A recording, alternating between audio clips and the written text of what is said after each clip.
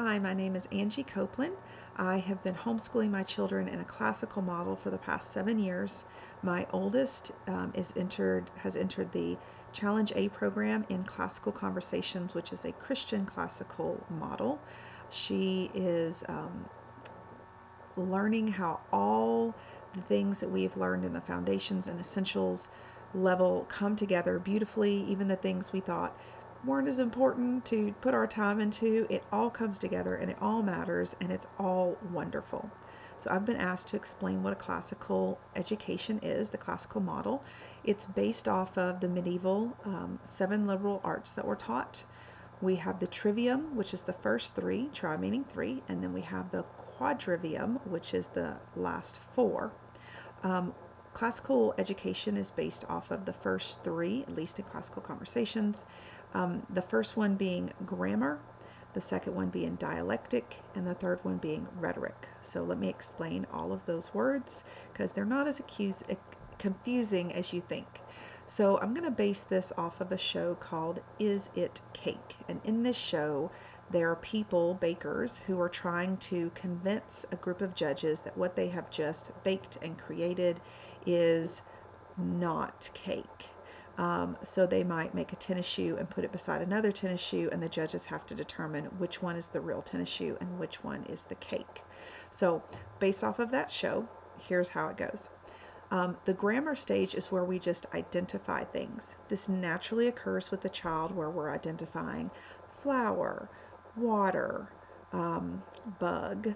So in the show, it would be we need to identify what items we need to use. We need to use a pan. We need to use a whisk. We need to use flour. We need to use eggs. We need an oven. All the different things that we need to be able to know what they're called. And we need to know how to group them. Like the bowl and the whisk and the measuring cup are going to be the utensils that we use. Even the oven is an item that we need to use, while the flour and the eggs and the sugar and the vanilla are all the ingredients that we would need to use. So we're grouping items and we're identifying them. The second phase is called the dialectic phase. In the dialectic phase, we start to ask questions. Why? How do we put that together? How does it all work? So in this phase of the show, it would be when the baker starts to mix the ingredients. They know exactly how much to mix to make the flavors they're making. They know how to prep the pans. They know when to put it in the oven, how long, at what temperature. So they're creating and putting together this yumminess. They're making all the stuff, the icing, all those different things. So this is called the dialectic stage, and this hits around 4th grade is when CC starts teaching the dialectic, and it actually goes all the way up into 8th grade. 7th and 8th grade kind of overlap as they enter the rhetoric stage. So the rhetoric stage is based off of conversation, but also really convincing your friend or your audience of your point of view and seeing from both points of view and understanding that logically. So this is definitely the high school level. This is when students are trying to convince you why they need to go see a movie with a group of friends, or why they need to purchase this very special t-shirt or jacket that maybe everyone else has. So they're going to argue with you. So if we're going to argue, let's have an intelligent, logical conversation about it. So in this part of the show would be when the baker is actually building the cake to look like a shoe. They're decorating it up. They're putting their best on there so that it actually looks like shoelaces, and it actually looks like the little grommets where you put the shoelaces through, and that the rubber on the bottom with the fondant has the little pattern in it so it looks like rubber. So this is what we're trying to do. We're trying to teach logical conversations, respectful conversation, but it's all about trying to intelligently talk to someone. This is how the brain develops. This is how the brain should properly develop. So this is what we're teaching our kids.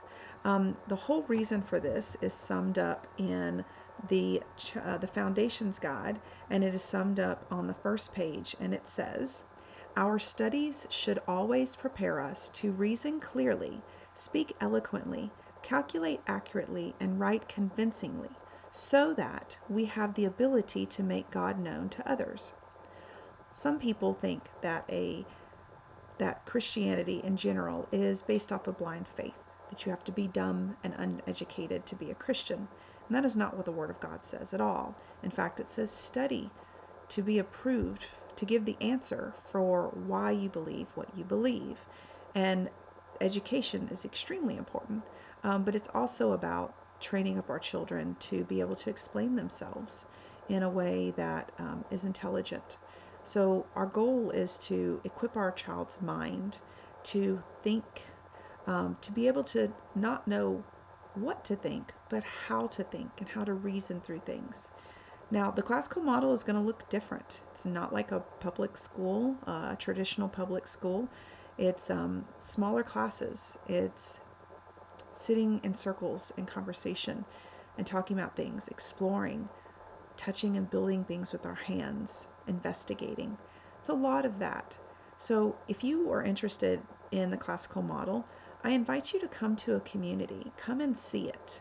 I say see it, feel it, and touch it, because it's not going to look traditional, and it might not even look normal, but it looks really wonderful and really cool.